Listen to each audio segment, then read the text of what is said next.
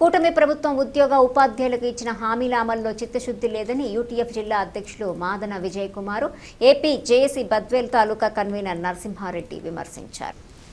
ఆంధ్రప్రదేశ్ ఐక్య ఉపాధ్యాయ ఫెడరేషన్ రాష్ట్ర కమిటీ పిలుపు మేరకు రాష్ట్ర ప్రభుత్వ ఉద్యోగులకు 12వ పీఆర్సీని అమలు చేయాలని, ఆర్థిక బకాయిలను తక్షణం చెల్లించాలని, పెండింగ్ డీఏలను విడుదల చేయాలని తదితర డిమాండ్ల సాధన కోసం తాలూకా కేంద్రాలలో రిలే దీక్షల కార్యక్రమంలో భాగంగా బద్వేల్లోని తహసీల్దార్ కార్యాలయం వద్ద రిలే నిరాహార దీక్షలు చేపట్టారు. మాట్లాడుతూ ఎన్నికలకు ముందు ఉద్యోగ ఉపాధ్యాయులకు అనేక హామీలనిచ్చిన కూటమి ప్రభుత్వం మాట తప్పిందన్నారు.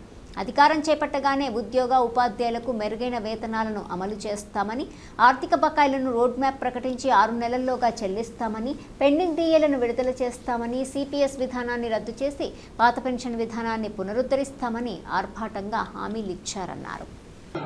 చర్చలు జరిపి విడుదల చేసినటువంటి పరిస్థితి ఉంది. ఇక సిపిఎస్ రద్దుపైన కనీసం ఒక్క అడుగు కూడా ముందుకు పడినటువంటి పరిస్థితి లేదు. ఉద్యోగ ఉపాధ్యాయులు ఏదైనా సమస్య పైన మాట్లాడితే రాష్ట్ర ప్రభుత్వం ఆర్థిక ఇబ్బందుల్లో ఉందని చెప్తా ఉంది. మరో పక్కేమో సూపర్ 6 పథకాలను తమ ప్రభుత్వం విజయవంతంగా అమలు చేస్తూ ఉందని చెప్పి మరో పక్క చెప్పుకుంటున్న పరిస్థితి ఉంది. ఈరోజు ఉద్యోగులకు ఒక్క డిఏ తప్ప, వార్షిక ఇంక్రిమెంట్ తప్ప జీతంలో కనీసం ₹1 కూడా పెరుగుదల లేనటువంటి పరిస్థితి ఉంది. ఇక కాంట్రాక్ట్ అవుట్సోర్సింగ్ ఉద్యోగులను రెగ్యులర్ చేస్తామని చెప్పినారు, వాళ్ళను కూడా రెగ్యులర్ చేసినటువంటి పరిస్థితి ఈరోజు లేదు. ఐక్యోపాధ్యాయ ఫెడరేషన్గా ఈ ప్రభుత్వాన్ని నిలదీసేందుకు, ఒత్తిడి తెచ్చేందుకు ఇప్పటికే రణబేరి 1.2, రణబేరి 2.0 పేరుతో రాష్ట్ర వ్యాప్తంగా ఆందోళన కార్యక్రమాలు చేపట్టాం. అయినా కూడా ప్రభుత్వం నిసిగ్గుగా, మొండిగా వ్యవహరిస్తూ ఉంది.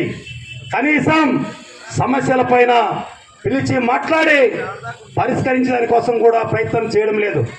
ఈ నేపథ్యంలో ఈ ప్రభుత్వం మెడలు వంచాలంటే రణబేరి 3.0 పేరుతో ఈరోజు రాష్ట్ర వ్యాప్తంగా ఆందోళన చేయాలని చెప్పి, రిలే దీక్షలు చేపట్టాలని చెప్పి పిలుపునివ్వడం జరిగింది.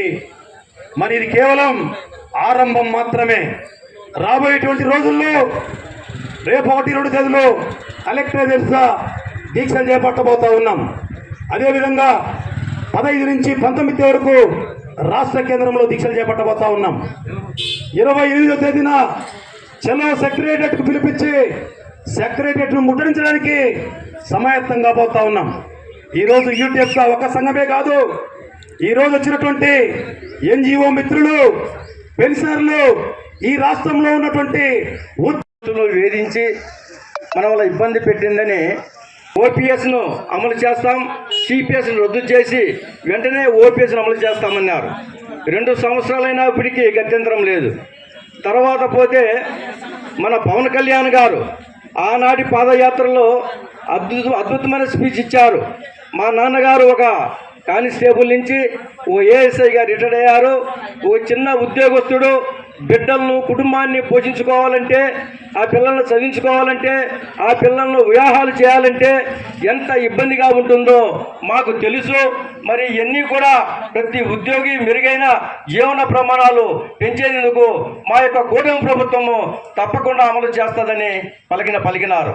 మరి ఈనాడు 2 సంవత్సరాలుగా ఈరోజు డిప్యూటీ సీఎంగా ఈ ఆంధ్రప్రదేశ్ రాష్ట్రాన్ని పరిపాలిస్తూ ఉన్నప్పటికీ మరి ఉద్యోగుల పక్షాన ఏ రోజు కూడా ఒక్క సెకండ్ కూడా ఆయన ఆలోచించి మరి మన గురించి మాట్లాడిన దాఖలాలు లేవు. మరి ఆయన అనుకుంటే గౌరవనీయులు ముఖ్యమంత్రి చంద్రబాబు నాయుడు గారితో కూర్చొని మరి ఉద్యోగస్తులు మరి వాళ్ళ ఇబ్బందులు ఏంటి, వారి రావాల్సిన బకాయిలు ఏంటి, వారు ఎందుకు రోడ్లు ఎక్కుతున్నారు అని చర్చించారు.